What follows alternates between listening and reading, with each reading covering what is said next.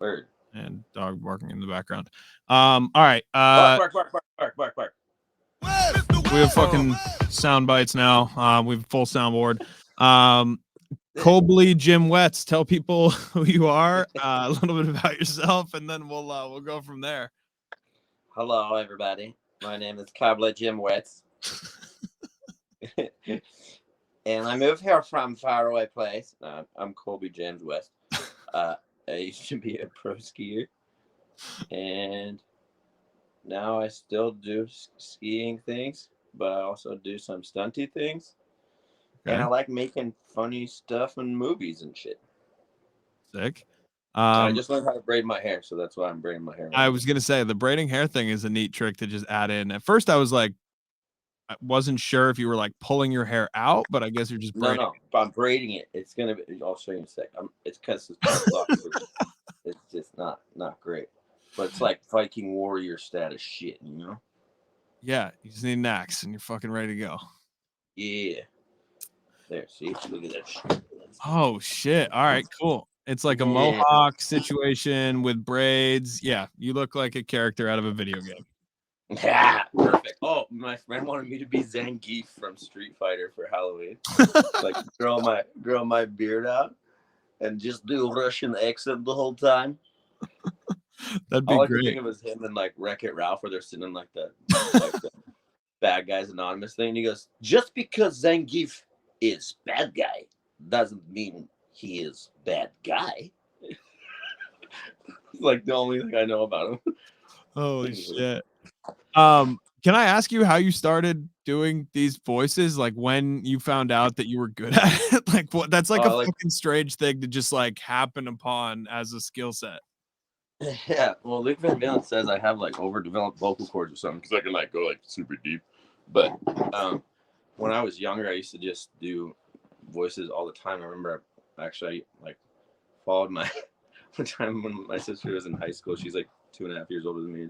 She had this boyfriend, but they weren't old enough to like go to the movies or do anything by themselves. So like my mom or my dad like chaperoning, but they couldn't just leave me by myself. So I like went with them, and the whole time I was just like narrating what they were doing. Like he'd be like, "What kind of food do you want?" And I'd be like, "He asks what kind of food she wants." Like they decide on a movie.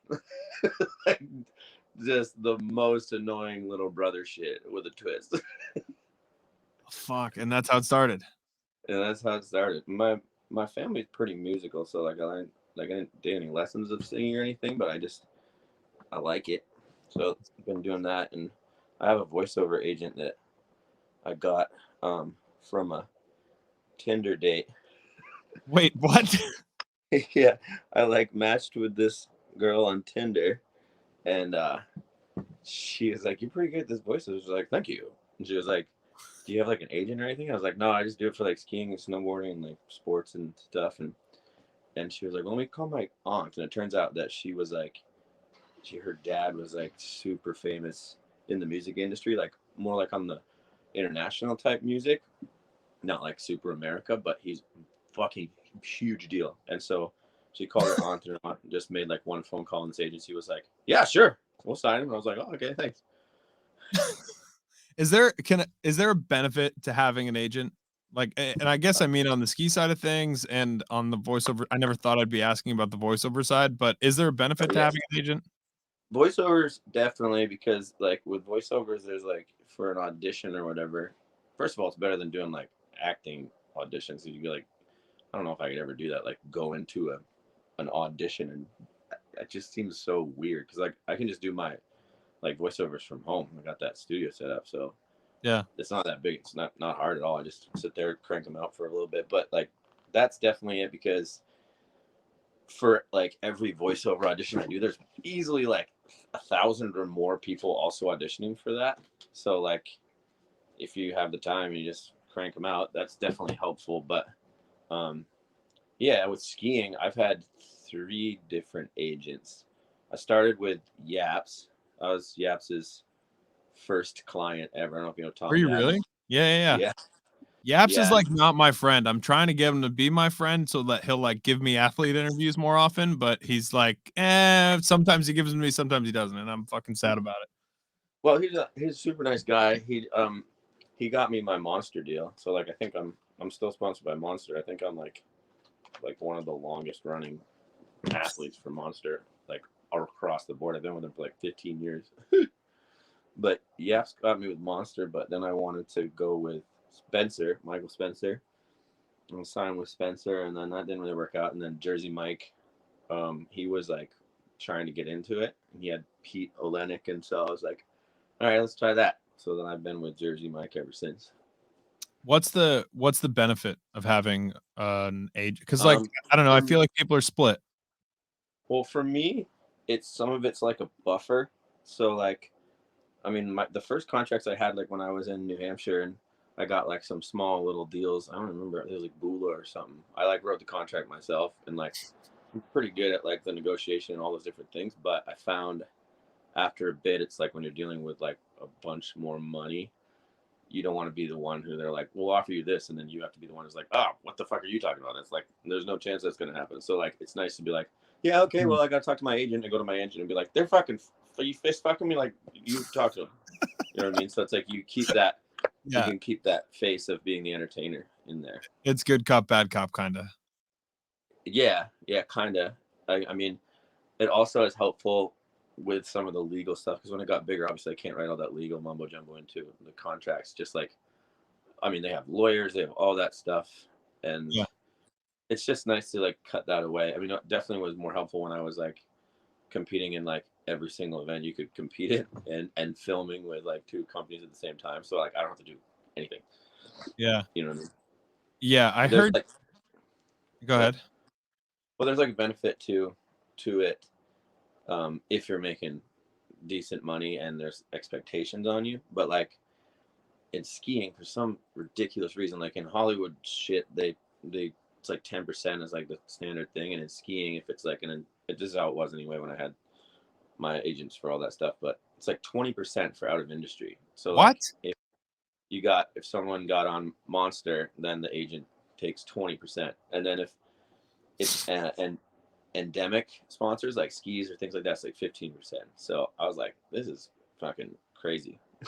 What kind of? And it's just like leveraging their connections, like because they know everybody. Ski industry is like who you know, so they're just leveraging. I mean, I don't really, unless like the stuff I was talking about that's helpful is that's more like manager type stuff. So like, I mean, the thing is with skiing, like most of the time it's just like younger kids, so it's obviously better to have, get some help with that. You got to have a fucking adult in the room essentially. Even when you're in like your early 20s or whatever, you're like still don't really know till you get burned a couple times. Yeah, which fucking sucks. I feel like that's what happens to a lot of younger athletes, and that's what makes them jaded, and that's what ends up making them like slowly creep out of the sport, is because it's fucking hard to figure out. Nobody tells you anything, and you got to kind of like figure it all out on your own. Still, like in 2022. Yeah, it's not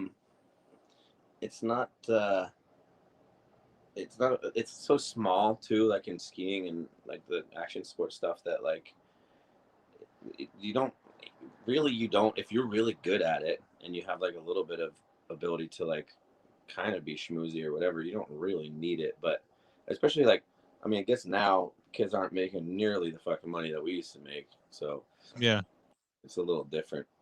yeah. I mean, I don't know if you know who Kyle Smain is, but he was just telling me like a few weeks ago. It's like for his whole year, he made $5,000, and he was like the number 5 half pipe skier in the world. Oh my god, he made $5,000.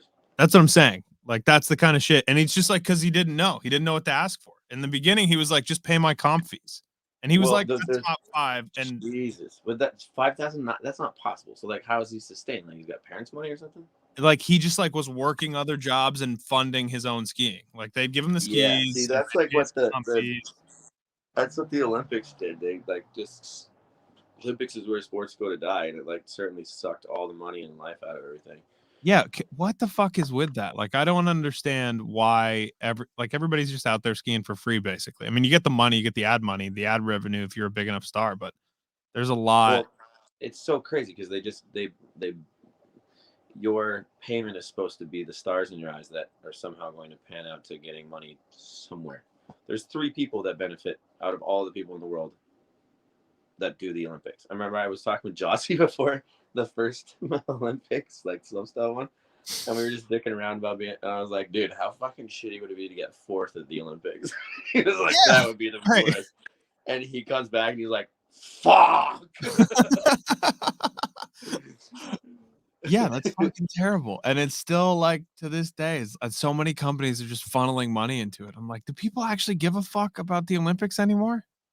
Yeah, I mean, they don't. Well, I mean, they don't really know. I mean, the IOC is a pretty terrifying organization, but it's heavy, man. I remember I've talked with Julia Mancuso a bunch about it. She was on Spider with me, the ski racer, and yeah, she was like, "Oh, buddy, do I have stories about that?" I don't know if it's coach for me to share them stories, but yeah, it just was.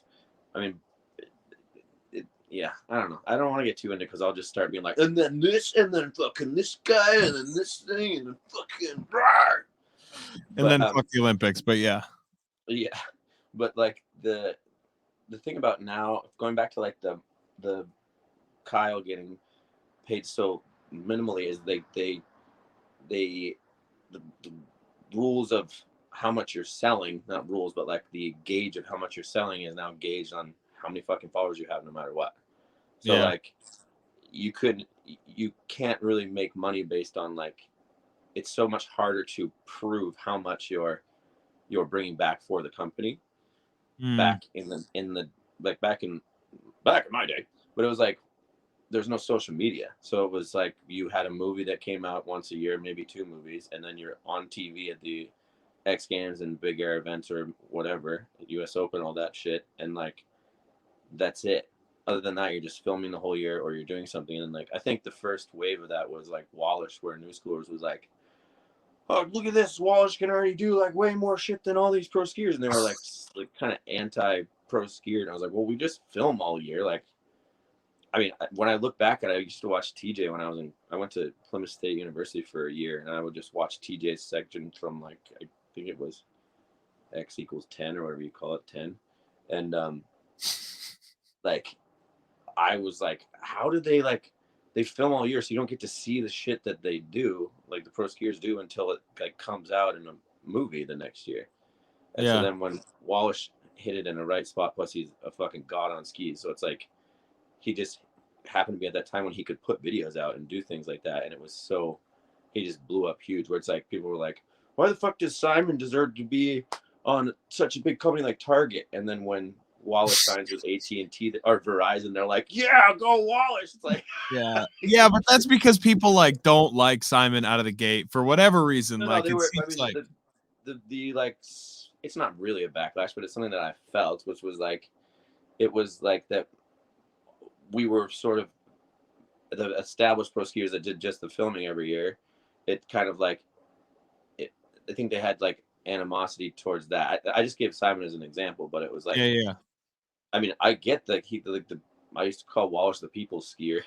It's like he just was like so. But now he's like the clean cut, like on the mic at the Olympics, and he's fucking killing it. But it's just interesting to see how it's kind of changed.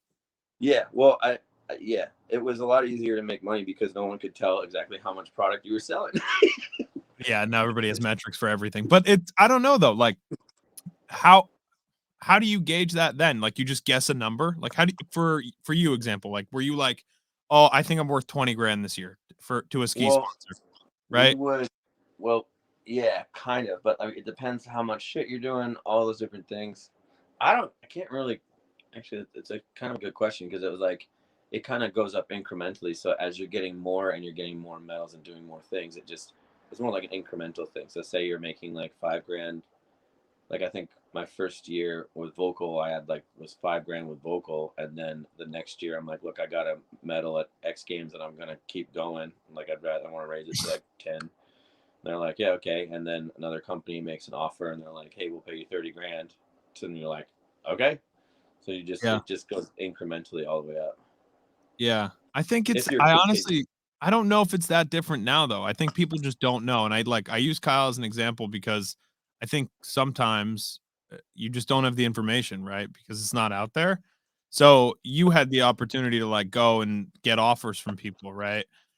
I don't know that currently it's that much different because people just get thrown money at them and they don't really go Yeah. shopping as much as they used to. They just take the offers that are kind of coming into them so that they can start Right. funding it quicker, it feels like, versus like it seemed like 10, 15 years ago, people were willing to like live in their car, like fucking grind, make it worth it. And now it's like the first check you can get, take the check and like kind of be happy and be grateful for it, you know? Well, I mean, if Which I is lived in dumb. my I car don't like that, but too, but I mean, I lived in my car too, but like, I think, I guess what I don't see much of a difference. I think what you're talking about is just like you kind of, in order to be like a pro skier back before, like way before, it's like you actually had to be pretty good at business. You couldn't just be good at just the sport. You had to be yeah, good at like schmoozing with people. I don't mean schmoozing, I just mean like throwing down and shit like that. And also like you had to be thinking about like, well,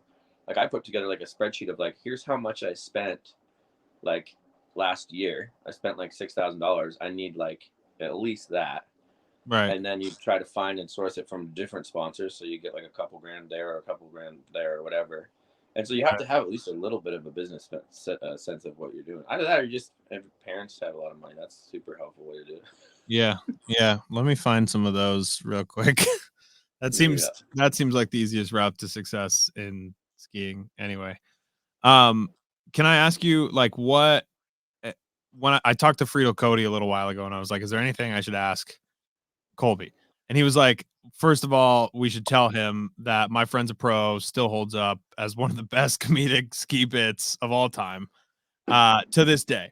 So props to that. And I agree. Okay. All right. But he also Thank wanted you. to know, like, you always have it seems like you always have this like something to prove mentality. Hmm. What is that about? Do you feel like that's true? Talk to me a little bit about that. Yeah, I did a lot, especially when I was working with Friedel. I never felt like I fit in with skiing. I always felt like kind of an outsider because I started so late. Like I started when I was I started skiing when I was 13. My parents don't ski, and I just like really, really liked it. And it was right around that time when, like 13 in the game and all that stuff. And so I progressed really quickly. And so I always kind of, because I mean, even at the end of when I was competing and stuff, I was like talking to TJ about it. I was like, I'm not enjoying this. Like, it feels like I have to, if I went out and skied, it would feel like I had to do either a new trick or like the gnarliest trick that I had in my quiver of tricks, whatever the fuck you want to call it. Otherwise, it felt like a waste of a day. So, like, Mm. the enjoyment was progressing within it. So, and getting better. So as soon as I kind of stopped getting better, it was like, I'm not enjoying this. And TJ was like, well, just go skiing like you did when you were little, like when you went on vacation with your family. I'm like, I didn't do that. I didn't. I've Yeah, only, right. I've Right. only done this. So yeah, Frito's definitely right. I mean, I fucking hope I've come a long way with like my interaction with people in that way because man, I just felt so out of place. Like, but I wanted to be part of it, but I wasn't like I don't smoke weed, and like when I was younger I didn't drink or anything, and it was just I just wasn't really into it. So I like mixing into that crowd of what do you do when you go skiing? You get fucking drunk and you smoke weed. Like, Yeah. it Yeah. was like a way different thing for me. But yeah. Was that part was that part weird for you? Like, because that is part of the culture in skiing that's like for some reason got ingrained into what everybody does is like they go smoke weed, they drink, they party. Like that's part of the bit. Like when you talk about going skiing, Yeah. was that weird? Like not really being into that? No, it wasn't weird. It certainly made me it certainly helped me progress a lot faster, like because everybody else is hung over and fucking high as a kite. Yeah. So like the that reminds like when I went to summer camp in Whistler to High North Ski Camp, and I became a digger when I was 17, and all the diggers, that's just like they just get ripped, and like I didn't really drink or whatever, and I just wanted to go skiing and hang out and stuff, and so they'd all party their asses off on the day before the day off, like the night before the day off. We Right. go to sushi and do all that, and then the next morning, as I was living in my car at the time, the next morning I would go to the Digger house and I would collect in a bag all of the fucking cans and bottles and everything, and I would bring them to the recycling. And in Canada, they pay you back big for that. Give me $20, and that was like food for the next like 2 days. What the fuck? But then also we get to the hill and I'm like, hey guys, how was it? They're like, fuck. That's got to be great though. That's got to be a nice feeling. Yeah, so like the being around it didn't bother me at all, and I can certainly party without drinking. I mean, like I mentioned before, I'm pretty shy. Yeah, clearly. Yeah, obviously. Obviously, I just got a tour of your house before we did the interview. Hi, here's a tour of my house. This is how Colby. Yeah, I'm proud of my house, man. It's fucking sick, dude. Oh, I didn't even show you this part. I got Iceman over there. You see him? Oh shit. Yeah, and some gas masks and stuff. Oh, there's New Zealand flag right there. This goes to show the people. Just show the people on the internet. Yeah, show the internet. Do you have fun skiing now? Like, do you have any interest in just like going and making turns or like skiing POW? Is that a thing that's like even remotely? Well, it's coming back. The other day I was in Aspen for X Games and ran into Char, Charlie Lasser. Charlie's like one of my really good buddies from skiing. Actually, the most we hung out was in Whistler. We had this party. Our room was the party room. So like once the bar closed, everybody knew. Every day we'd buy a flat of 24 beers and a bottle of either gin or whiskey, and it would be gone the next day. And we had to go buy two. I think we were up to like two bottles of gin a day. We were buying that people just come to our house and or whiskey or whatever, and our door was just always open. It was me and Charlie and Chris Logan, CeeLo, and Joss was in there, Christensen. And it was like, even like the director of the camp would like come in and be like, guys, we're getting noise complaints, but give me a shot first. Like, okay. So anyway, I went up in Aspen and I was like, Charlie, I think I'm going to go. You want to go skiing? He's like, fuck yeah. And Charlie's from there. So he's like, it was just great to go back and ski with Charlie because he knows the whole mountain. We just hit a little baby park or whatever, and then we like skiing down that main. I guess is it Ajax? What's the one that's like right there in town with the Ghana? Is that just Aspen Mountain? Snowmass, yeah. No, not Snowmass. Aspen, I think. I have whatever. No. Like I've been the one at Snowmass. It was like really fun. I had a fucking fantastic time, and there was one part where coming down, and I haven't like done a lot of jumping or hit like things or whatever, and Charlie's like, you want to do something fun? And I was like, sure. He goes, follow me, and we just start like tucking to go down this thing, and like and he turns back and he goes, don't be scared. I was like, okay. And we just go through the trees, and then it just dropped off into a mogul field, and we must have launched like 50 feet down into the moguls. And I was like, as soon as like my gut dropped out, I think legit in the air, I was like, oh yeah. I was like, this is fucking tight. That was fucking awesome because it's like remembering how to be like trusting yourself on skis, because you're gonna ski for a while, you're like fucking screwed. Yeah. It's not exactly like riding a bike. It's fucking a lot weirder. No, it is. I mean, the only thing that I've actually had dreams recently about is not knowing the speed of jumps, because like like undershooting or overshooting. Yeah, so like I mean, I used to like guinea pig like 80, 90, 100 foot jumps, and like I'd be like, yeah, that seems about right speed. And then like now, like to hit like a little one, I'm like, how fucking fast am I supposed to go into this? I like forgot how to do it, so it's like just getting that back is like, okay. Yeah, I have no concept of that at all. Like no ability to judge that. And even like I was watching the women's big air event last night. Yeah. And they're like all over the map, like where people are landing. And I'm just like, fuck, dude, this must be like one of the harder things in competition to figure out is how to actually figure out how much speed you need from the top, especially in a venue like that. Like you're near, I don't know what the fuck those things are, but everybody's been calling them nuclear reactors basically in the background of this fucking venue. But yeah, I have no concept. Like it's got to be one of the harder parts, I'd imagine. Well, it's more like that's just like repetition. That's like when you go to get on the highway when you first got your license in your car, and you're like terrified. You're like, okay, blinker, and you're like looking in your mirror, and then look behind you, and you don't know how fast to go. You're going like 35, and you're like, fuck, and you're like trying to merge and doing all that. And now it's like when you get on the highway, you're like eating a piece of pizza and texting, and you're like, yeah, we're good, and just pull over there, you know. So like just the repetition of it, like no one's gonna start in a fucking 90-foot jump.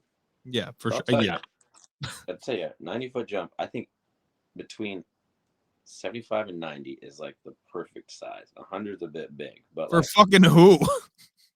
Like, just for you. Yeah, for me. Yeah, just for me. Like, I wish I could like give. There's so many. Like, I wish I could like give you the feeling of what that is. Like a 90-foot jump that's built perfectly is like. I remember the first time we went to Yoon's event. It's just like, holy shit! Like, it's you could have like taken off and then done like just a swan dive and like penguin slid on your belly and been totally fine. Like, the transition matchup was like perfect. That was like, no one was building jumps that good, and he just like made it perfect. I've never understood. Like, I'm 27, so like he's Dude, not you're old as fuck. Yeah, I'm old as fuck. I I don't understand him at all. Like, because when I started watching ski stuff, he was in it, and then like it felt like he just disappeared, and now he's like on yachts and boats, and I don't understand what he does at all. Well, Other I than can like, tell you, I got like, so he lived in Monaco for a while, like, tax haven place down there, and he had a Lambo. I remember when he got his first Lambo, it was like a yellow one, and we were down there for a shoot, and he was on the phone speaking Swedish, and he gets off, he's like, fuck, and I was like, what was that? He was like, this is my mom. She said my bank account's overdrawn by 30,000 euros, and I was like, Jesus, dude, like, how the fuck do you even do that?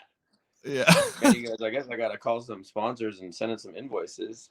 And I was like, well, like, what is this mentality? And his parents, remember, he told me his parents, like his dad, would end every email with "go go go," and like they just pushed him, gave full support on everything that he would do.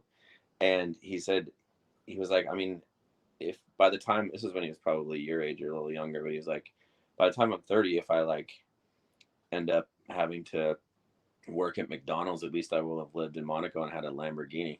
It's like, that's fucking valid. That's valid. Yeah. And so I like, that stuck with me a little bit. I mean, it definitely stuck with me. It's just like the balls, I guess you could say, like the gall to just, no, every single penny that he made went into his image and his thing that he's doing, and like doing the next thing that people are going to look at. So he's an interesting cat, but I don't know if that helps explain it at all. No, it doesn't help me understand him literally. I mean, it kind of helps understand him at all. I always, first of all, like growing up, the first time I saw a picture of his Lamborghini, I thought it was fake. Like he just rented one. Like, it's one of those situations where you're in a fancy town, you just rent a Lamborghini, and yeah, but now I get it. I understand. Yeah. So he just like everything that he had, he would just put right back into that. I think that he's super logical. Hold on, I gotta get my ice cream. I forgot I brought it in the garage and I want it to melt. There we go.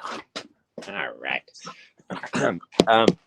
So like, he's super smart and is able to like logicalize everything that happens. So like, I think because he started out ski racing and he was enjoying jumping and that stuff, but I think that he saw an easier path going with the freestyle side of things.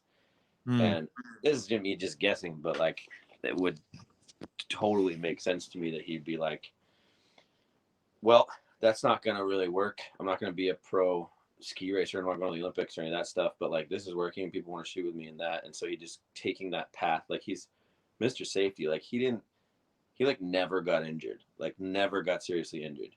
And I didn't have any major injuries either. Like, I haven't even broken any bones or anything. Like, broke my thumb one time when I was 16. Never? That's it. Like, no, I have some concussions, but and I just, my collarbone popped out here, but like nothing crazy. Like, didn't blow my knees, didn't break my back, didn't, like, Simon just got crumpled into a little ball and then put back together.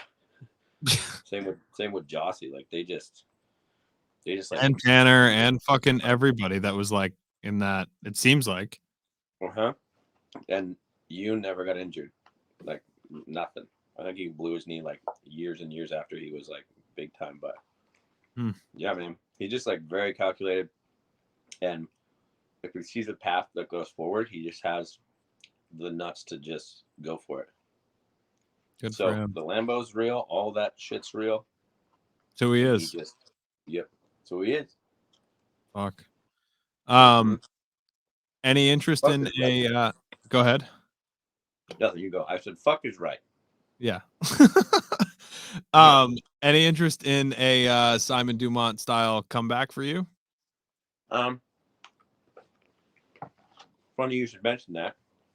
I was at that X Games, and um, this girl Mo I met there. She, Mitchell? I don't know what her last name is. Oh, like she got like a nose ring and brown hair. So far, I don't remember. Yeah. All right, cool. Yeah, sick. No, that's But good. That's did really she good. used to like be? Did she used to be a racer? Probably. I don't know. I know less information than you. I just did ski test with her once. Oh, she was wonderful, very bubbly. But we took some laps together, and she was just like filming. She was like, "You have to make my friend as a pro too." And I was like, Oh. what what do we call it? My friend was a pro. So I don't know if that's gonna happen. But also, Scott Gaffney from Yeah. MSP, I did a voiceover for them for the movie that just came out, and he was like, "Dude, do you want to make my friend as a pro too with me?" And I was like, "Yeah, I think so. I just have to like have a good idea, and I'd want to involve John, but John now has 6 kids and he's a surgeon." So it's like, I guess we could just get a shot of him like cameo styles. I don't know, but I don't even know if he would have interest in doing it. But I think I kind of do like the idea of it. But it seems it's like there's so many pieces to that of like, well, where would it go online and like all that shit. Like the original video we made in like those 9 days in Sweden and Norway for Yoon's thing. So like that was for a specific like purpose, but with this it would just be like just to make it, and it's like, Yeah, but that's everything on the fucking internet now is just to make it. yeah, I would also want it to be better than the first one, and that is intensely hard to accomplish. Yeah, that's a hard ask. Mm-hmm. I'm sure it's doable though. I mean, you have current tech. There's a lot more shit you can put into it. I mean, I don't know. People are creative, right? I don't fucking know. People are creative, but I ain't got no money for that now. Yeah. Like, we gotta get some tuckers, we gotta have places to shoot, we gotta have all that shit. Yeah, but I can't imagine that's that hard. I feel like people throw money at nostalgic shit more than they throw money at anything else.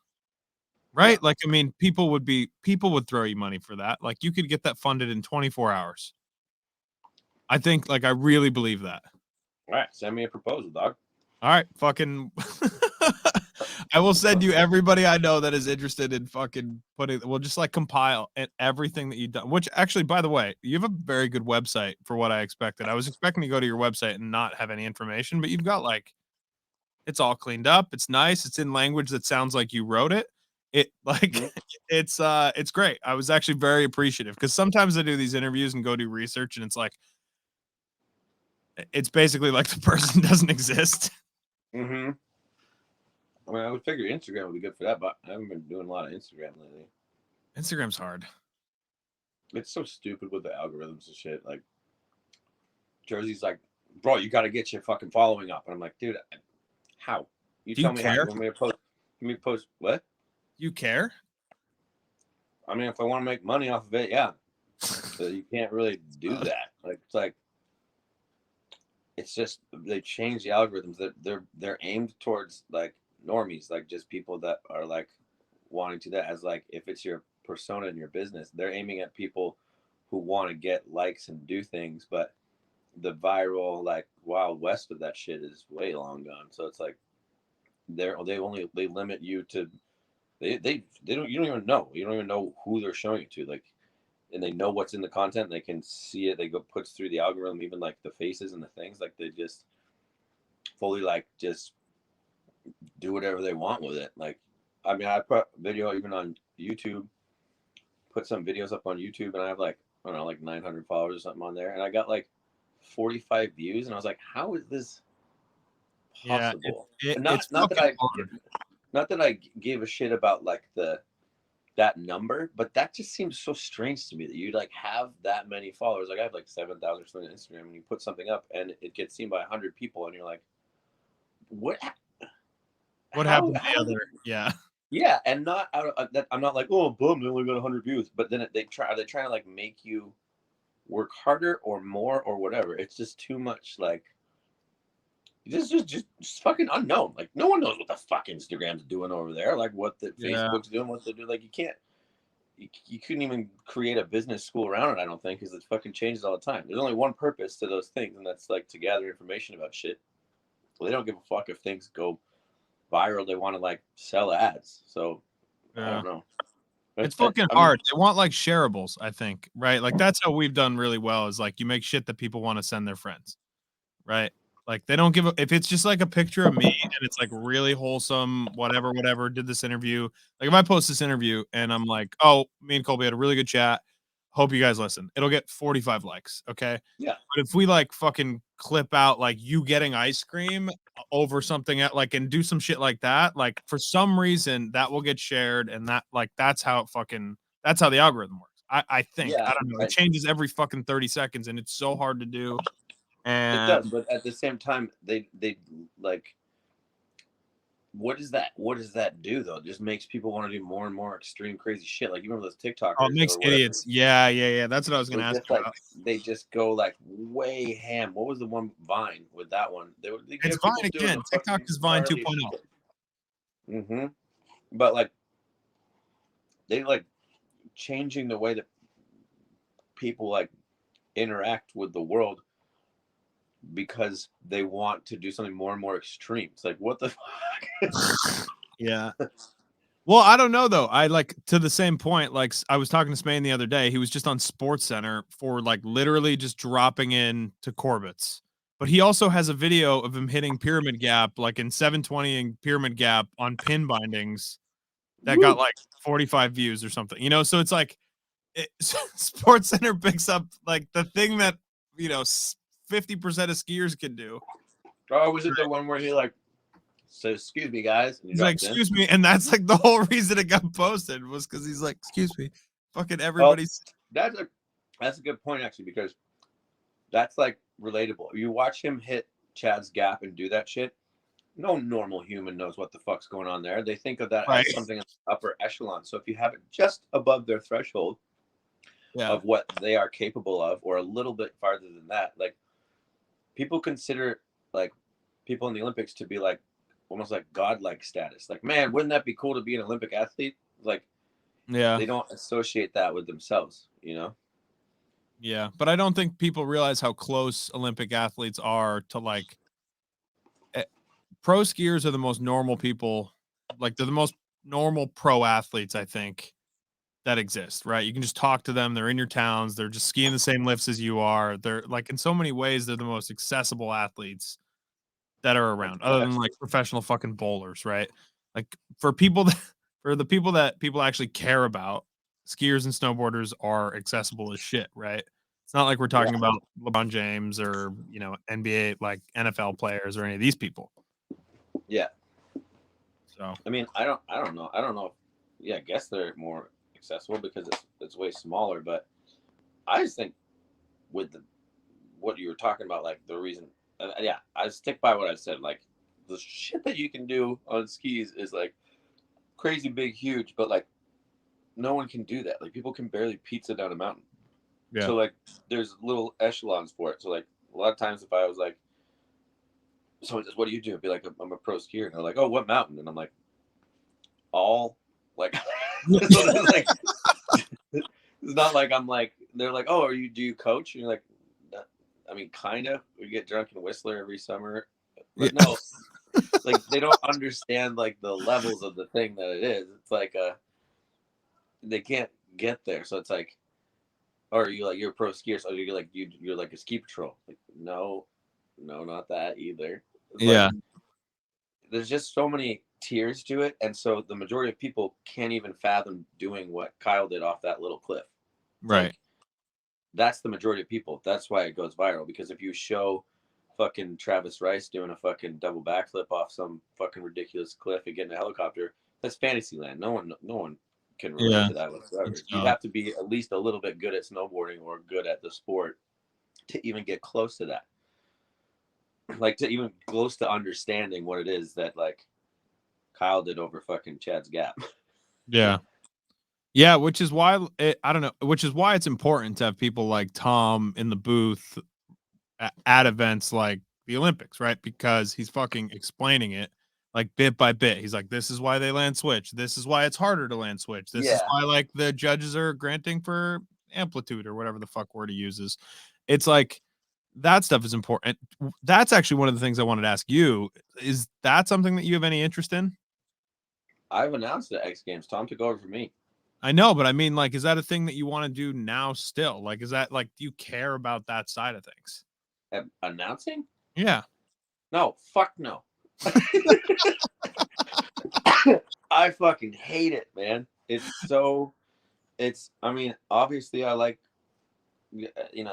it's a, like, I guess you could say like a thankless job. If you fuck it up, you get people just get so mad, or like, man, you really fucked that up. And if you do a killer job and you're perfect, you're like, how was that? And people are like, yeah, that's good. It's like, I didn't notice you were there. Yeah. There's no reward except what, like the money. Like, I like to like entertain people and have people. I like it when people react in a way that's like, man, that's fucking awesome. Like something like that, or like something that's impressive. And like, I'm not saying I don't have the ability to do that, but like, it's really fucking stressful. It's like, you just have to keep talking. And like, I got fired one time from a job because we were just warming up on the mic. I think it was a Dew Tour or something. We were like warming up and just chatting, make sure everything's going all right before like the pipe during that day or whatever. And the other anchor dude, he said something like, I was like, well, what have you been doing? He's like, oh, I just got back from Dubai. And I was like, oh, doing the whole tourism thing, hey? And he was like, yeah, whatever. And someone in the lift apparently thought I said the whole terrorism thing. Oh. And so at the end of the thing, they were like, we're going to go a different direction. And I was like, whoa, what happened? Can you tell me what happened? Because I would like to know what I did wrong here. And they're like, someone said the whole terrorism thing. And I was like, this is fucking stupid. Like, I don't even joke about that shit, like, not on a microphone. Why would I say that? Like, what the fuck? And she just, like, the chances of doing it well are, like I don't know. It's like 50-50 whether you're going to do a good job or not. Yeah. Oh, it's fucking terrifying to me. Like, this is fine. Like, because it's so long. If you fuck up, people don't notice. Like, I'm convinced people don't even listen. But that live where everybody's, especially like the Twitter people, are all over these fucking events because they're just on it as soon as it's gone. And myself included, I'm just like shitting on binding companies and like talking about like whatever the fuck, like while it's going on. So people are engaging with it versus something like this. You could just, I don't know, if you said something terrible, you can take it out, right? Yeah. So. Hold on, someone's texting me. So why are you focused on bindings a lot? I was just that's what I did last night was shit on marker. Because like 5 people in a row like pre-ejected out of their bindings. I'm not focused on bindings. Like, that's not my like.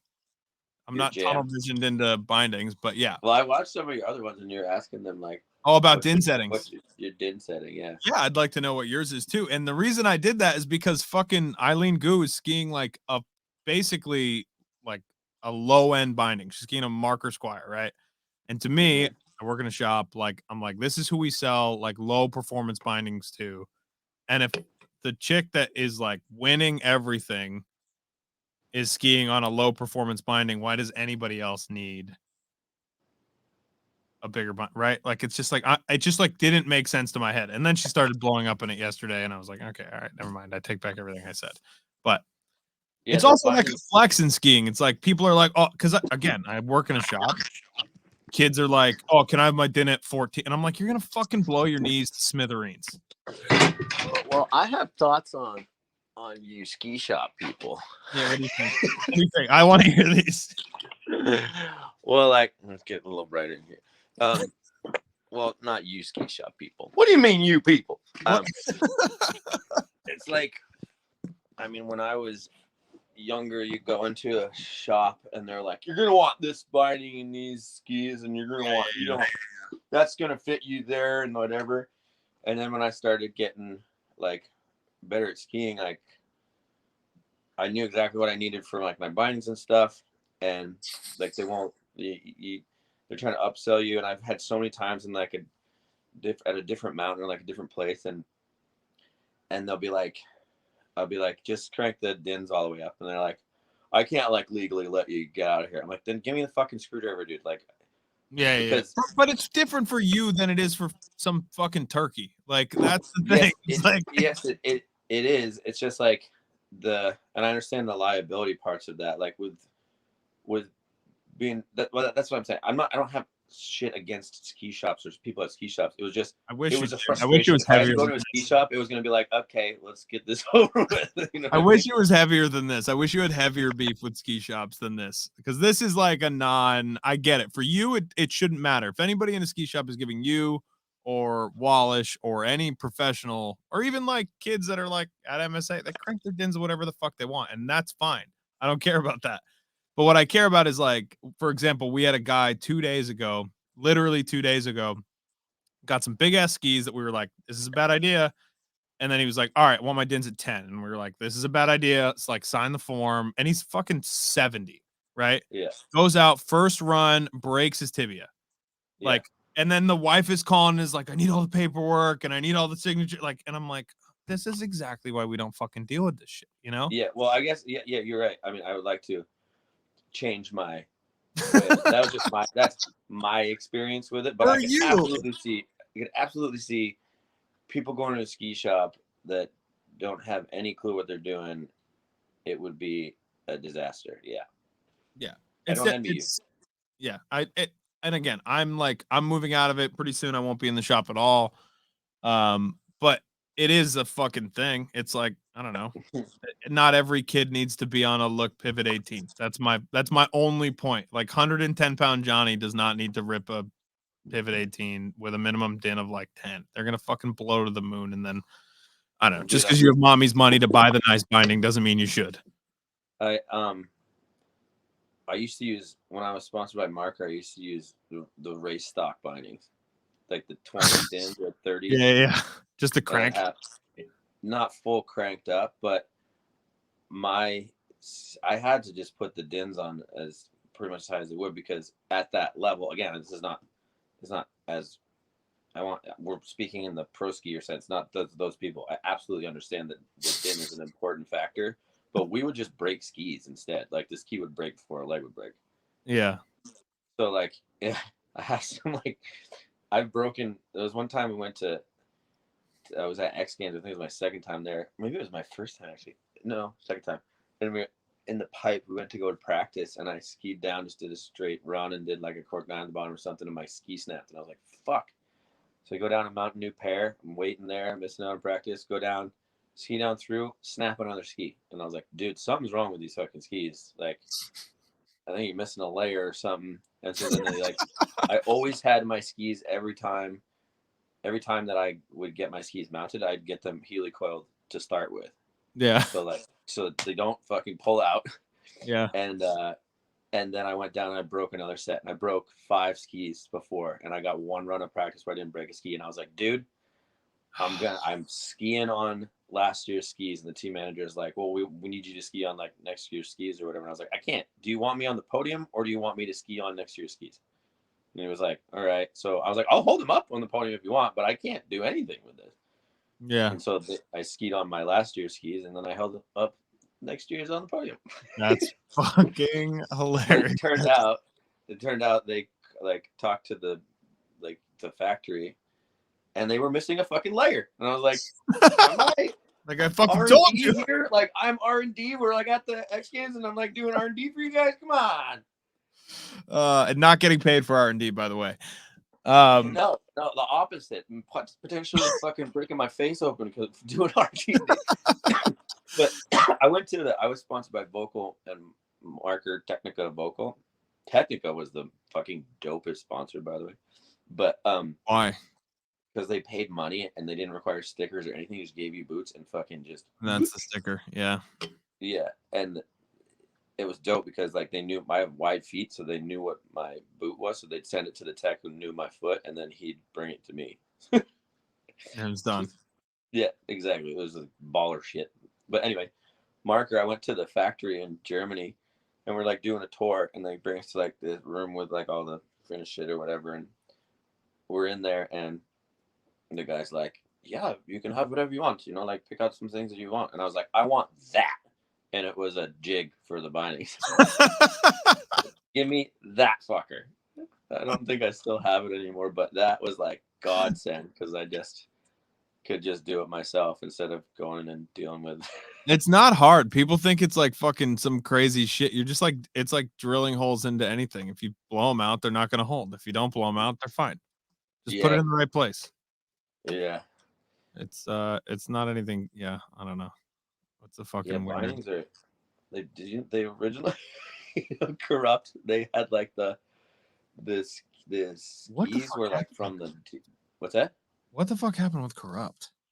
Oh, I have no idea, but it was fun. Well, when I was on there with TJ and Gus and Dory and all those guys, it was really fun. Gerlon, but like there's like sometimes like there's like a language barrier for like the Euros. Like they think something like you named his company douchebag, and you're like, I mean, a douchebag is a real thing, man, and it's it's like I don't think that you want to name your company that's like, no, it's funny and cool, and I'm like, a douchebag is something used to.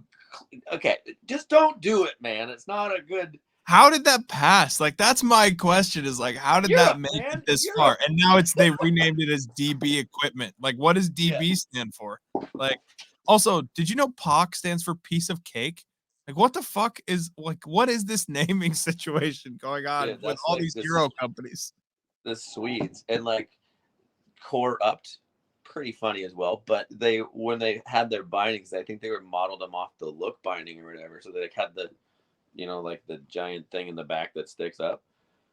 And they were like trying to come up with names. They're talking to me. I think it was me and TJ or something. And they're like, we want to call it the dildo. And we were like, no.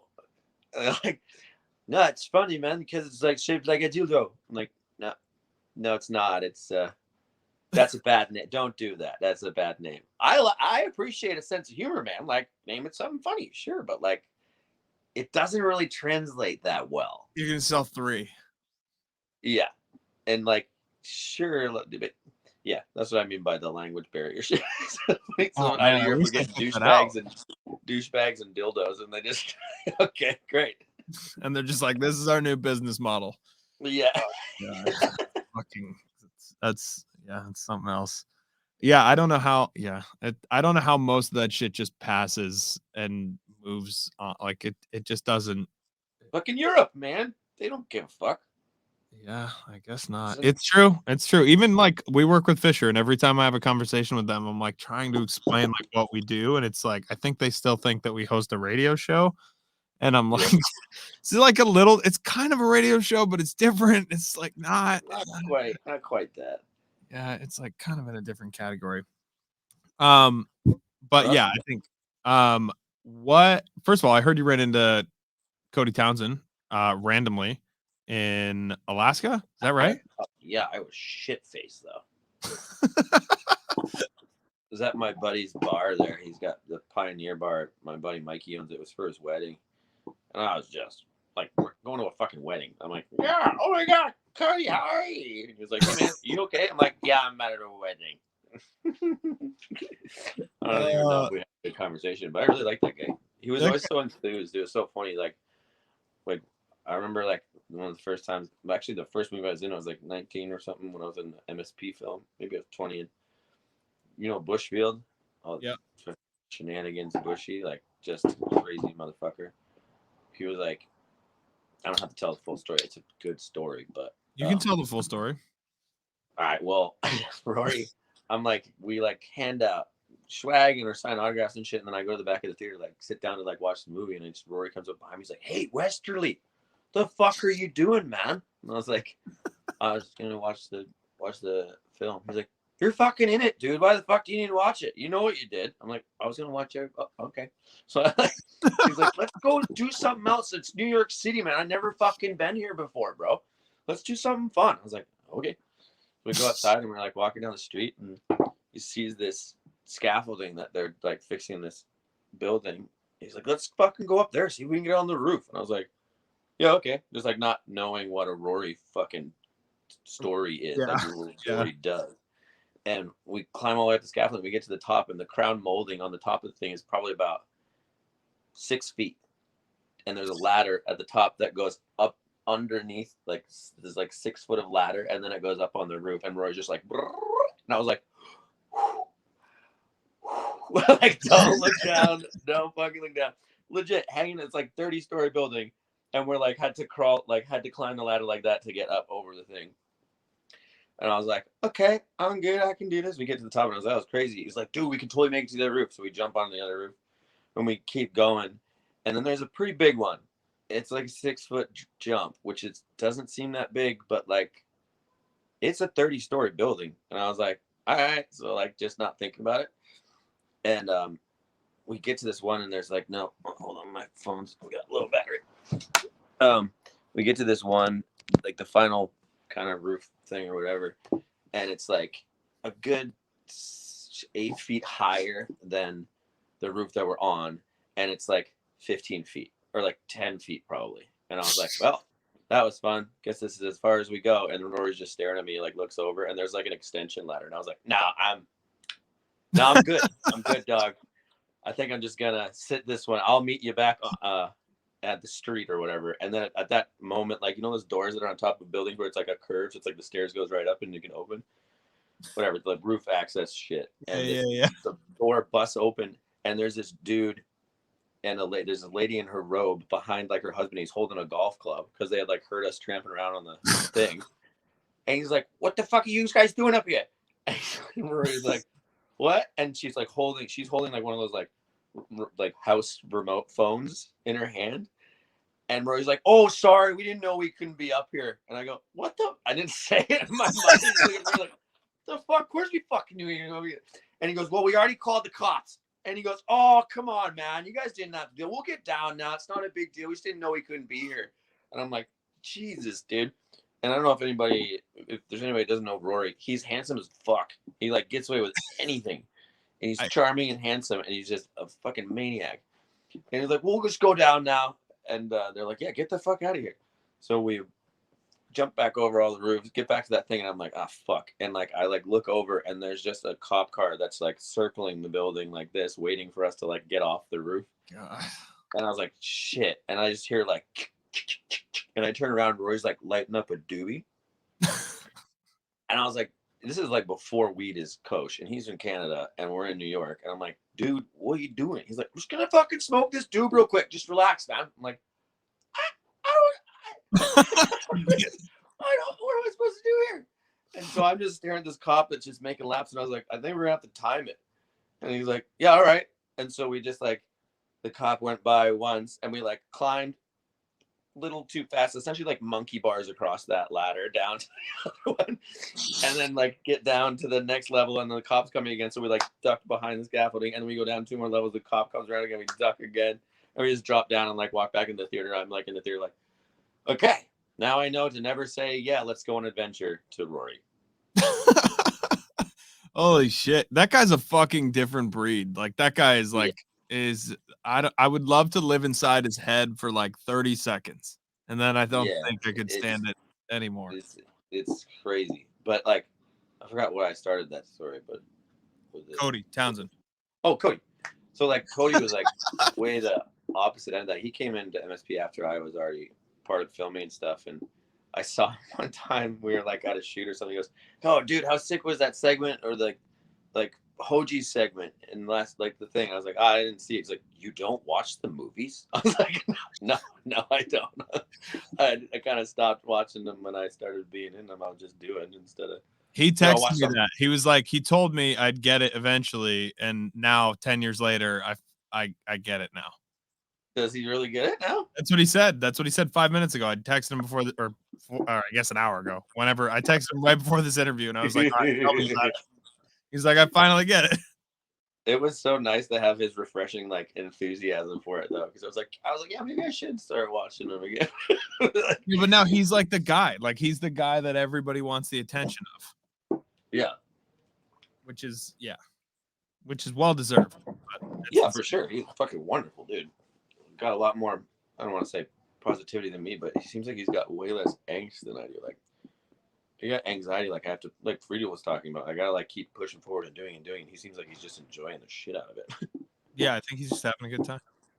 I don't know. Maybe he's having a terrible time. I mean, people are good at hiding things these days. Yeah, he's having a terrible time. Who freaking knows, you know? Yeah. How about you? Are you having a good time? Like, what's your situation? What do you want to do next? Like, what do you set goals for yourself? Like, I ask this question a lot because I think it's an easy question to ask. But do you set goals for your year? Do you just like take what comes to you? Like, are you go? COVID kind of fucked all that up, really. But right before COVID, I filmed a series with Monster. I filmed a series about building a drift car. So that's the drift car I showed you earlier. Yeah. So I have a bunch of episodes of that. We got to kind of finish the car, but COVID happened, and then like some shit happened with the production company and stuff like that. So like it hasn't been released yet. And then that was what I was working on before the pandemic. And then during the pandemic, I was kind of like, okay. So I wrote a movie about, like I wrote a script. I don't have a name for it, but it's basically like about how I became a pro skier. So, but in like a more like a fun way, you know, like I basically took like from when I lived in my car to like my first time at X Games. I got a medal. I got third place the first time I got there, but like it took about 2 years of that living in my car and doing that stuff to get to be in X Games. And so in that 2 year span, I basically in the movie just crammed all of the most interesting things that happened. And so the movie seems like it takes place over like the course of 2 weeks, but it's really 2 years that it took place in. But yeah, it's like when I first met Jossie, when he was like, I remember seeing Jossie and Byron when they were little. I was like, they had this like long blonde hair sticking out. I was like, Jesus, those little girls are better than I am. I thought they were little girls because they just had their blonde and they were like this big, like so tiny. I'm like, who are those little girls? And they're like, hey man, how's it going? You're like, this is weird. Fucking oh, that's amazing. So that's what I did. I wrote a movie and then wrote some other stuff and just been doing shit, really. I learned how to play piano, so I can play piano now. You want me to play you a song? Yeah, during the pandemic, you learned how to play piano? No, I started before the pandemic, but like I just did a lot. Actually, during the pandemic, I had a girlfriend during the pandemic, and we were in my garage here, and I got a keyboard here in the garage. It was like 9 o'clock at night, and everything's fucking locked down. I live in like basically an amphitheater, so I live in this tiny house that's like an original house in Hermosa. Yeah. But then it's just apartment buildings on all sides, and so there's one there, all around. It's actually pretty private for me anyway. There's like some bamboo and trees and shit, but we were in the garage hanging out. It's like 9 o'clock at night. This is when the streets were dead. Like I got a picture at like noon on like a Wednesday on like in the middle of LA. Took a picture. There's not a single fucking person anywhere in the middle of the lockdown. It was crazy. So anyway, I was like, the song came on the radio or whatever, and I was like, oh, I'm so glad I know how to play this on the piano. And my girlfriend was like, I didn't know you know how to play this song. And I was like, yeah, let me show you. So I pulled up my keyboard. When I played it, tried to be a little quiet, and then I hear from that apartment that's like right there. This guy goes, well, don't stop now. My wife loves it. And I was like, oh, okay. So I was like, played another song. He says, thanks. And then back behind over here in the garage, this girl goes, can you play, do you know how to play? And I was like, yeah, I could try. And then after that, like I played that one. And then another guy goes, hey, I got a bunch of wine up here. you think it's kosher if we just come sit in your driveway like 6 feet apart and you can just play us some music? And I was like, sure, that sounds great. You just stand 6 feet apart, put a mask on, whatever. And so I played a little like impromptu concert on. This is the kind of shit, by the way, like I love how real that is, and I love how like in the moment it is, but this is the kind of shit that the internet likes a lot, in case you're wondering what kind of shit people look for, what the algorithm wants. It's that fucking right there. Yeah, it was really fun. I mean, I don't know, I'm not sure how to, the thing I have a hard time with is like sometimes, hold on, I'm getting more shit here with the internet stuffs is like, I like entertaining, and I would say I'm pretty good at it. Like I do a lot of things like that, but I feel like I have to be like a professional like poster and tagger and uploader and editor. There's so many other pieces to it that it's like I've gotten pretty good at a bunch of those things, but like it's a lot. I just want to fucking entertain people. That's it. Yeah, but I think if you just do that, eventually, like it'll come. Like I really believe that. Yeah. Like I think if you just do it enough, it'll come. Yeah, just that's actually one of my mottos is this right here. Can you see it? No. It says it's sideways, but it says stay move. What does that mean? What does stay move mean? So I was in we were in Sweden at Yoon's event. You remember Elias Ambud? No. He was a Swiss skier. He was like 17, I think, at the time. He was on Red Bull. He was on Red Bull and stuff, and he actually became a really good friend of mine. He's a helicopter pilot now, but anyway, he was like 17, and like we go to this bar or whatever, and the bars don't fucking close there. It's like we're there till like 4 a.m. He's 17. He's wasted, and it was before he really like spoke English super well. Yeah. And so we stop at Max Burger, which is just like McDonald's, and he's like staggering, like super drunk, and I'm trying kind of like playing babysitter, and we're sitting there. We order burgers, and we're sitting there. He's in the booth, and he's doing this, and I'm like, Elias. He's like, yeah, no, I can't sleep here. And I'm like, no, we can't, can't sleep here. Just hang in there, buddy. We're gonna fucking get there. We just got the burgers. Just gotta wait, and we'll go back home. And he's like, no, I have to stay moved.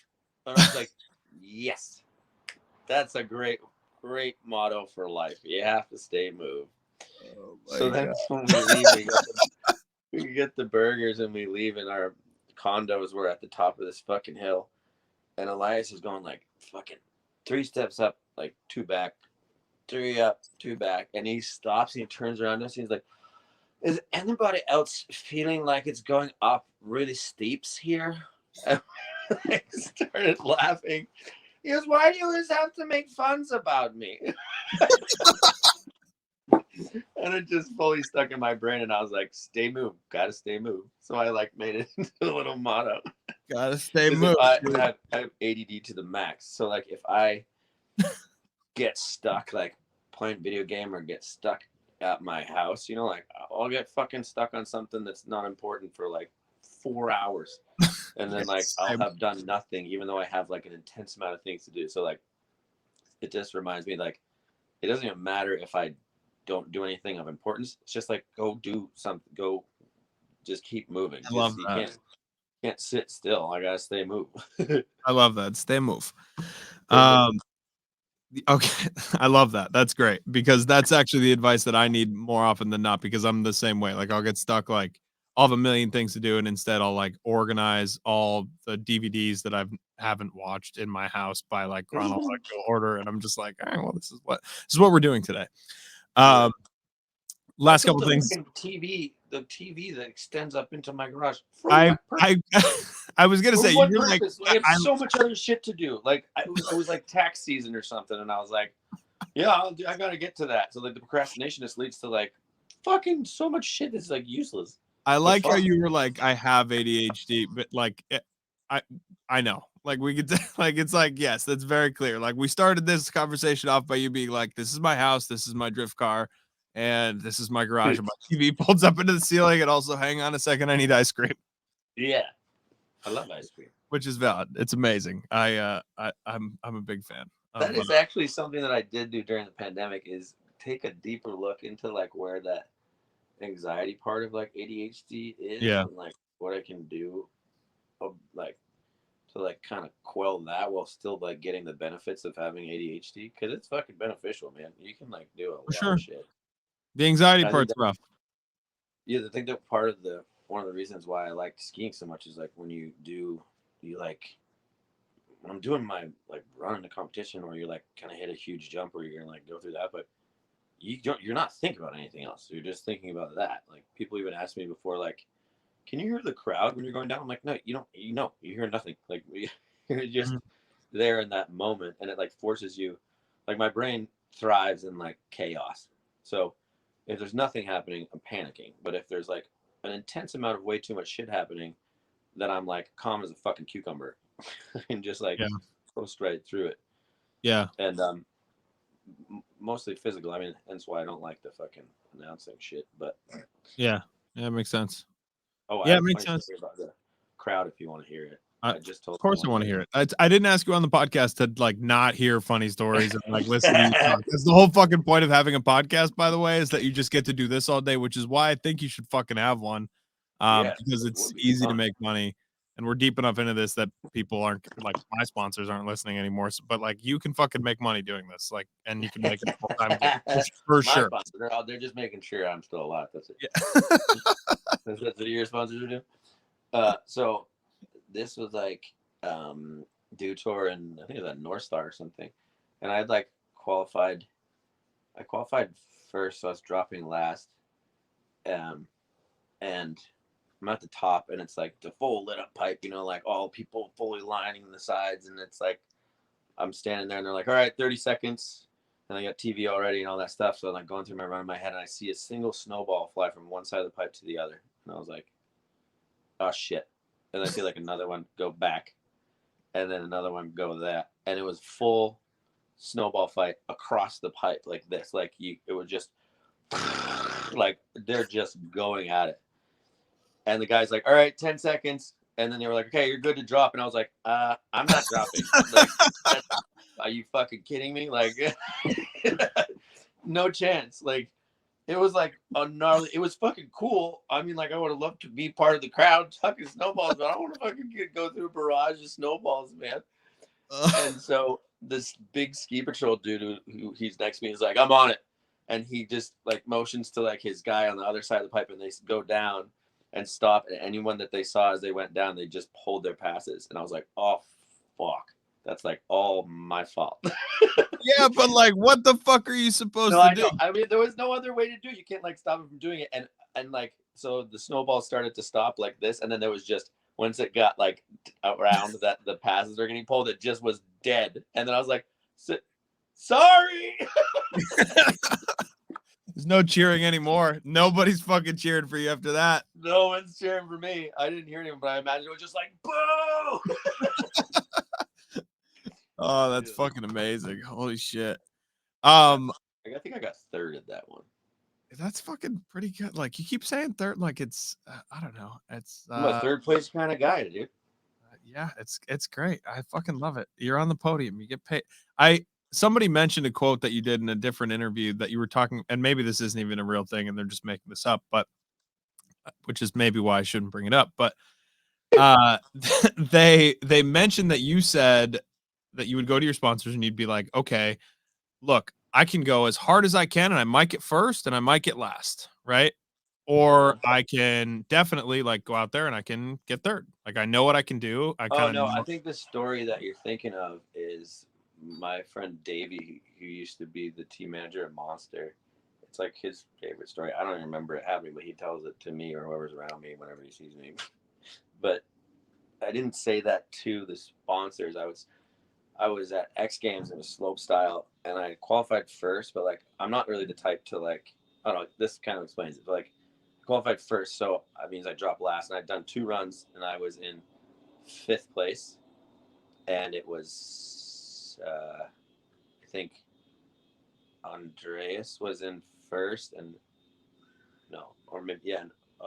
Sammy Carlson I think was in second. I don't remember who was on the podium with me that year, but so I was in 5th, and I was dropping last, and I skied down to the bottom, and Davey was there, and he was like, well, what are you going to do? And I was like, well, if I go up and try this dub 12 that I've been working on and I land it, then I'll win. Like I'll win for sure. And he's like, well, are you going to do it? And I was like, well, if I do the run that I've been doing consistently, like all through practice and all that got me qualified first. If I do that, then I'll get third. Yeah. At least. I'm probably just third because they already know I'm going to do what I'm going to do. If I try to mix it up or do more things, they always reward you more for that. So like, if I just do the run and do it perfectly clean, then I'll get third. He was like, well, what are you going to do? Are you going to do that? And I was like, I was going to get third. And got back on the snowmobile and went up there and just like, because I had gone through that process of imagining that I was maybe going to do the dub 12 or whatever, and like thinking I was going to decide on the way, that's why I hadn't had clean runs. So when I decided that I was just going to do my run clean, then I just did it like as perfectly as I could and then got third. It was that easy. Well, it's like that's all you do is just say you're going to do it and then you declare it and you do it. You do it. Well, I mean, all the factors were there. So I came up with the run when we get there. They clearly liked the run. And then you always know other people are going to step it up and do shit. That's why TJ will either win or lose. When he was competing, he would either win or lose because he would be just going for it the whole time. Right. And me, I would usually win the qualifier and then get at least somewhere on the podium because if I didn't mix it up, then it would have been consistent. It's like Tanner style. That's what Tanner does. But he'd pick and learn the hardest that you can possibly do to overcome that. When he was competing, he didn't add on more shit. He didn't try to do more shit. He was the same exact way. Like, this is my run. I'm deciding now that this is my run. I'm going to practice this all week for this entire thing. I'm going to do it perfectly. And I know that it's already better than everybody else's. So they're going to have to try to step it up. And either they're going to get second or lose because his run was that much bigger than that. So mine was like high up in that. It's a top 3 run, but I would never, not never, but I didn't often step it up to something bigger. And the judges always reward when you go spin more and do more shit. So, yeah. A couple things, I guess, before I let you go. I've realized you probably don't want to spend your whole evening with me or your whole afternoon with me, which is fine. Totally fine. I'd like to know what you really want to do now. Like what's next, right? Like what's next for you? Do you have a plan for this upcoming year? Is skiing involved in that at all? Is ski events involved in that at all? The voiceover shit, are you having a good time, I guess? Yeah, some of it's pretty fun. I love doing voiceover shit for the MSP films and when they're fun ones, and I've gotten a couple that are pretty good. The things that I'm interested in now is I think I'll be very real about it. It's something that I think a shitload of people are going through, pandemic styles, is trying to figure out a little bit better how my brain works and how I can enjoy the things that I'm doing. So I've been doing a lot of that.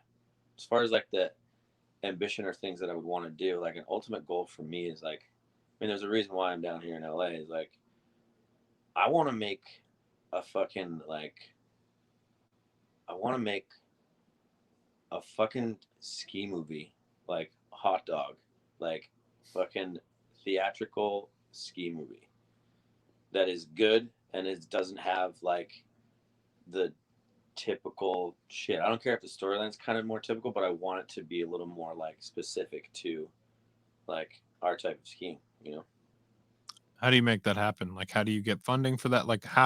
That's my... Well, I mean, the first thing that right now I wrote that movie about that, and you could translate a lot of that into now, and it's a pretty good story. I mean, living in my car to getting a medal and all the shit that happened in between is pretty good. So it's just if anybody is interested in seeing it made, Yeah, I think people are though, but I don't think people know that that's even a want. I didn't know that was a thing. I'd love to see that shit. But how do you get to the next point where you're you put it in front of people to the point where they're here's money? And I guess I don't even know what it costs for these things. And I don't know what's involved in these things. And I'm the LA scene is so far removed from where I am in my little fucking granola girl town. I just don't know what that, and that's for me. I think I was maybe even thinking about doing a crowdfunding thing, because the people that are the producers and stuff of like a bigger Hollywoody type movie like that, they don't fucking know diddly dick about skiing and stuff, you know. So I feel like it's gonna have to go to the to the people if they want to fucking see it made or they think it's a good idea. But like, I mean, if you can imagine something like essentially making a movie called My Friend is a Pro, taking the same similar type of humor and ridiculousness of that and making that into like a fucking movie. I think that that's doable, and I feel like that's, I don't know. I feel like the crowdfunding aspect of it should be easy. I feel like you just put it out there, and the ski community will get behind it. Like people want to see this kind of shit. Yeah. So I don't know.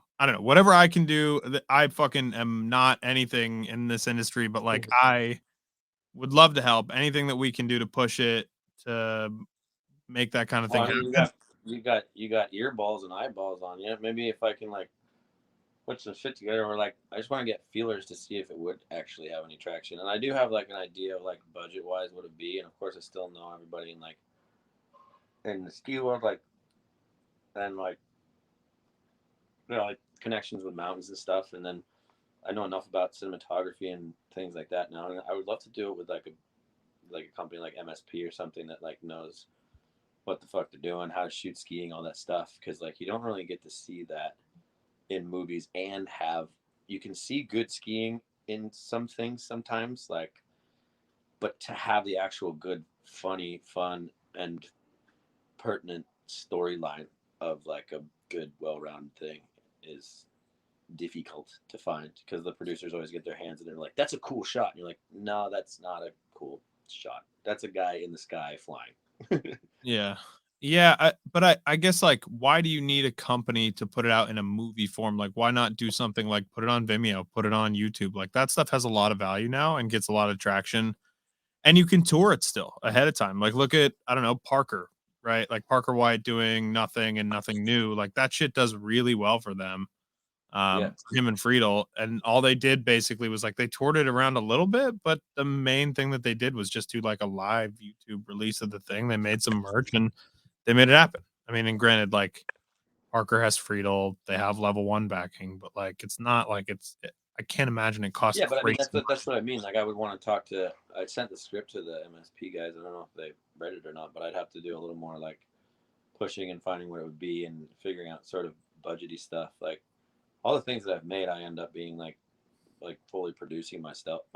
So like with My Friend is a Pro, that for example is like Sammy and Tanner all were supposed to go to Yoon's event. Tanner was like, "This is a big old Yoon dick sucking fest. I'm not going." So Yoon was like, "Sammy, like I really want Colby to come because he made a pretty good video last year."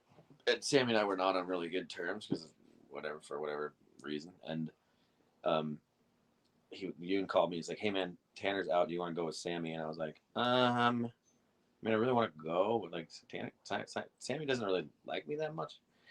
I think it's some of those boys they thought I was making fun of actual skiing when I make funny videos. right. So like, I mean, obviously my friend's a pro. This is how it was made, but this was like the blowout of that. I was like, who gives a fuck? We're fucking pro skiers. It's the most ridiculous shit on the planet. Yeah. So Yeah. I like called. He was like, just call him for me. I was like, okay. I was like, called Sammy, and Sammy was like, what?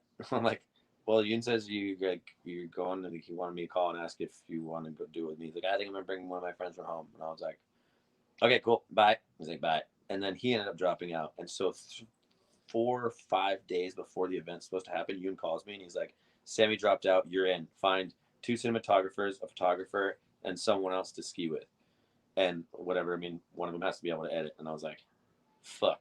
Okay. So I went on New School and I was like, who should I bring? And people were like LJ Strenio or like Bobby Brown. Like those are the people that were like kind of up and coming things. And I like called John, who's like my best friend, but he has been out of skiing for a bit. And I was like, John, I don't know what to do. And he's like, well, what about this person or that? And I'm like, I don't know. And he goes, big long pause. He goes, fucking A, man, just bring me.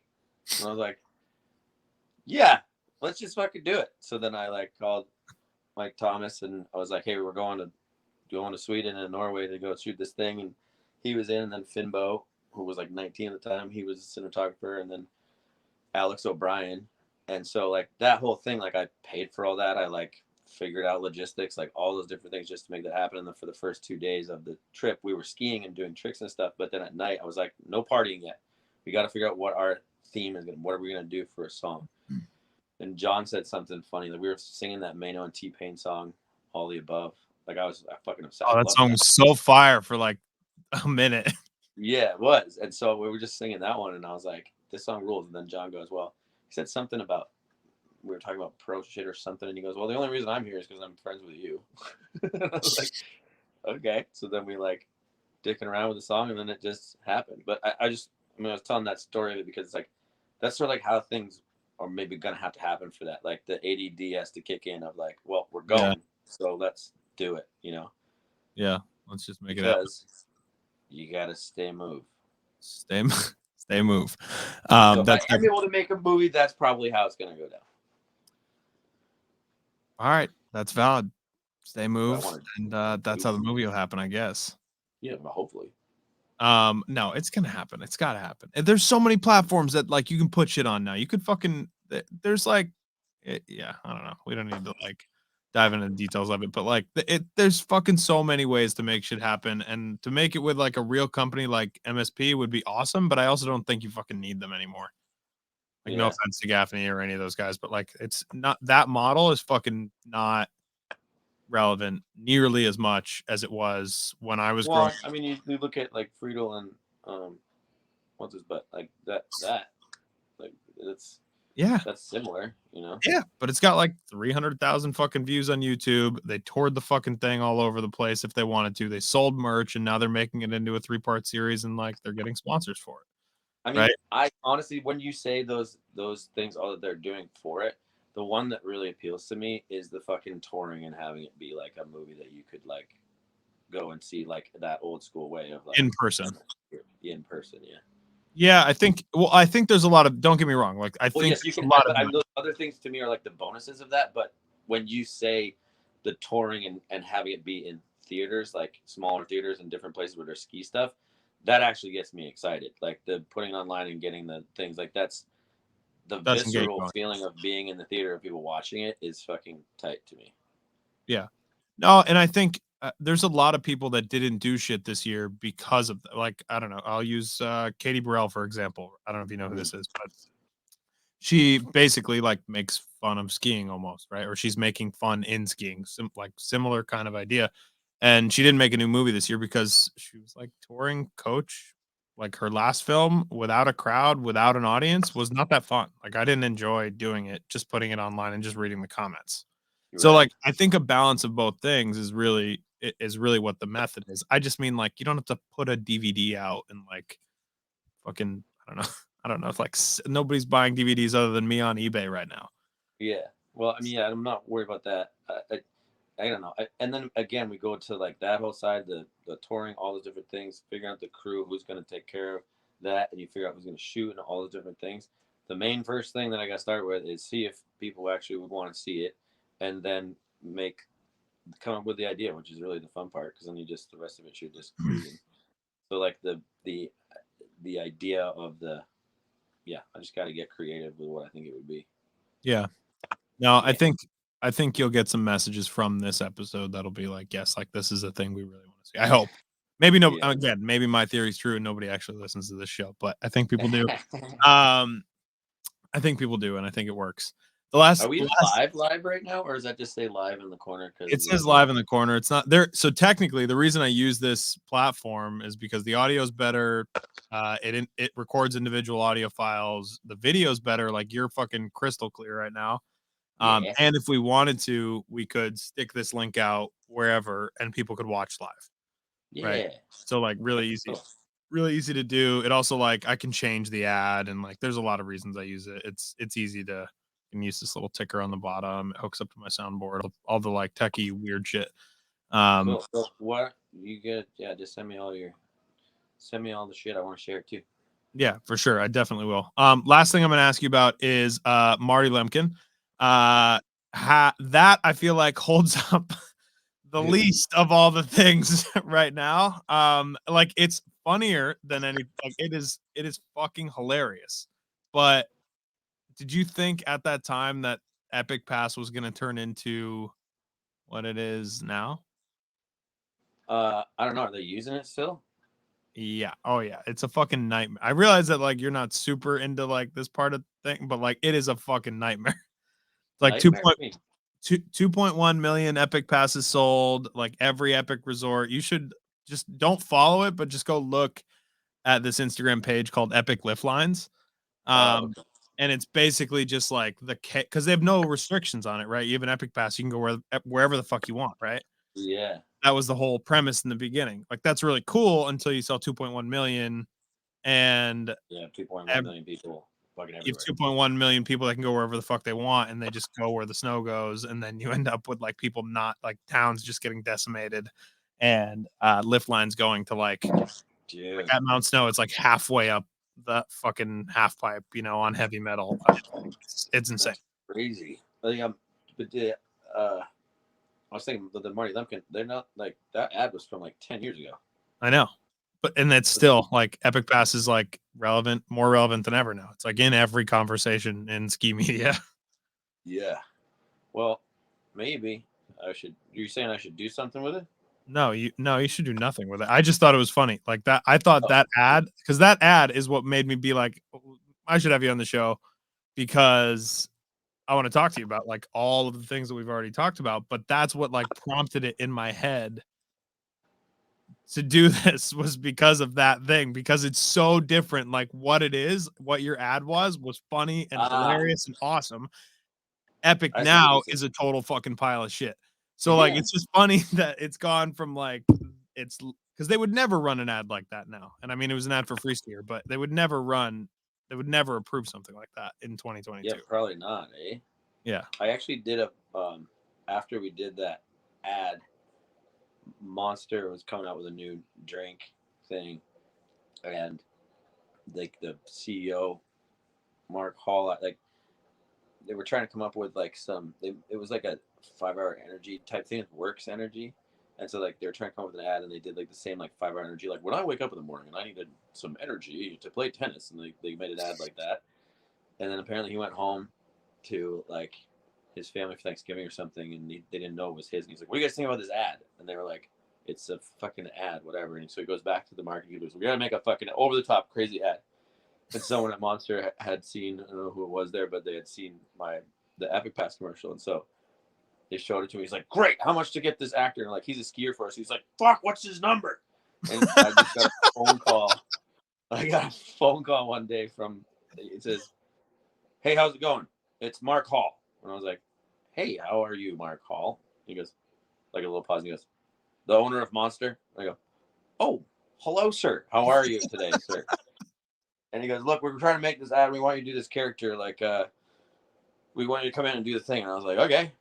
So we like made a whole deal and everything. And then I was at we shot the whole thing and that. And then I think I was in Boston, like probably 4 or 5 months later.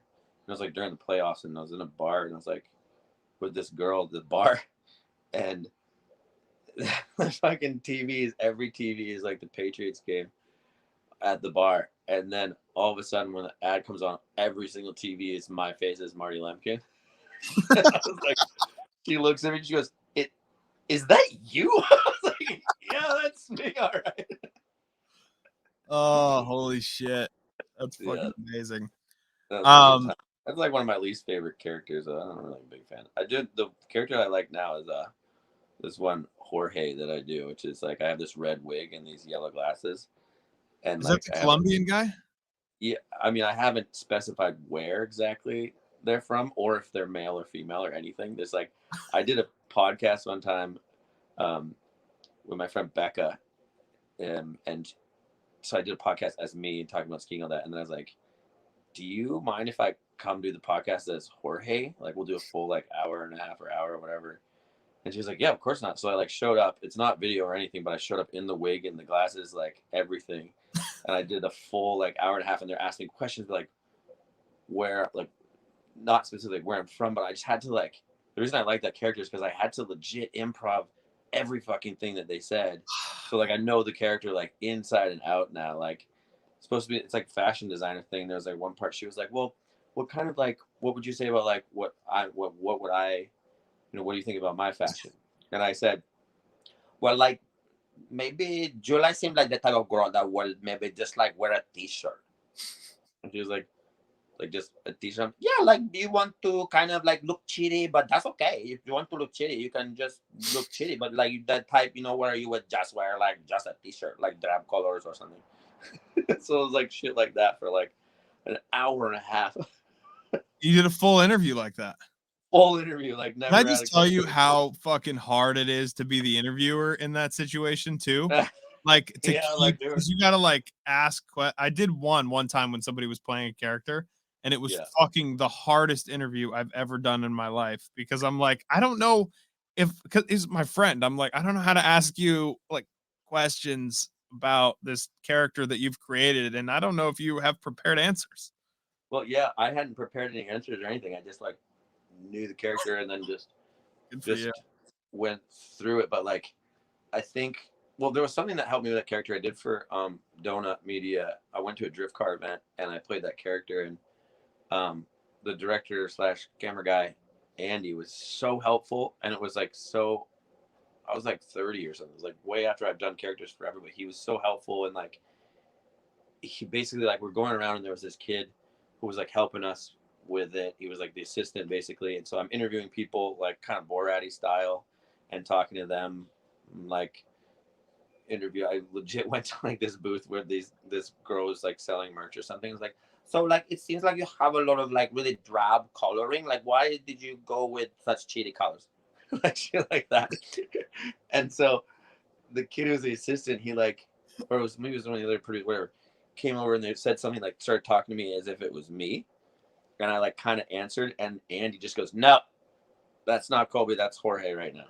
And it was so key for me because it was like, yes, because if I can't stay in this, like even when the camera's not rolling, I just stay in it the whole time, just the whole time. And people ask me questions. A lot of people try to like, if they're uncomfortable, they try to like snake through to get to like really me. Yeah, they right. Try to like ask me things like, Colby, what are you doing like this, whatever, and the answer just comes from Jorge, and has nothing to do with me. It's like changing it over. That's why I really like the character right now, is because I can just be that character. Like I could walk through the world as that character. And the kid who was assisting, he was just like watching. Like I could just feel him watching and looking, and like it was so crazy. And like I had like this blouse on and this scarf, and like you can't see my eye. Like I have these yellow glasses, and like the wig comes down like this, and it's like full mode. Even when the camera's not on, I'm still talking to him like that, all that. And we like went back into the trailer, and he's sitting there like looking at me, like wondering like what's gonna happen next. And I kind of planned it. It was so hot that day, and I like took my shirt from the bottom here, and then all one swoop, I took my shirt off and the glasses and the wig and the scarf all like that. So it was just me standing there, and I go, man, that was fucking crazy. And legit, I just watched his brain just go like, what? I watched him rewire back to the fact that it was actually me the whole time. Oh my gosh. That was so fun. It's fucking amazing. I feel like ADD, how's that going for interviewing? It's hard. It literally took me 100 episodes to figure out how to control my own during this and just be like locked into this thing. But like as soon as this ends, I'm just gonna be back to fucking bouncing off walls. Yeah. Colby James West. Where can people find you on the Instagram, on the social? Where can people find you on the internet? It's just my name for all my things. I got Instagram pretty early, so it's just Colby James West. I mean, I kind of use that one, but I have kind of slowed down. I think that's probably the most up to datey type thing. Is it Instagram? YouTube, I have a whole bunch of shit that came out on there. If you want to find me on there, that's just Colby West. But there's some like longer form stuff. We did a musical tour. I toured California in the Wiener Schnitzel bus. Played shows. I played a show in Mammoth and a show in Tahoe, and I brought like Matt Margetts with me and Tom Dozell, and we just like had a fucking party. Got a beer sponsor for it, and did a little tour. So that's on there. I don't know. It didn't have a good narrative storyline, but you can just see all the fucking dumb shit we did, which was really fun. That's on YouTube, but then I don't really use Twitter, TikTok, Instagram. Instagram is really it. I would love to get more on TikTok, I feel like you'd be fucking good at TikTok, dude. Yeah, I couldn't come up with the premise for characters. Like, I want to do some straight characters on there, you know, like come up with some shit. That is my jam. I love that stuff. Oh yeah, it just feeds. Yeah, but if you want to, like, I'm on Instagram the most. So if anybody wants to fucking talk to me or has any questions or shit like that, you can just DM my ass on Instagram. And I kind of want to know if people actually would want to see like a full-on two things. My friend was a pro, or my friend is a pro. I want to. Yes, okay. And then, and also like a movie, like a narrative based ski movie that would be like a comedy. So if anybody is listening still and they want, they've made it, then they want to tell me that I should do it, or they tell me to fuck off. We don't like your shit. Then I don't even know why you're listening to this in the first place. But if anybody has like a couple $1 million that they want to just toss down to make the movie right now, fucking stoked. That works too. Couple $1 million, dude. If anybody has a couple $1 million hanging around, they want to give Colby. Slide into his DMs. Sick. Thank you, dude. I appreciate it. This has been great. Yeah, good. Hopefully it was good for you.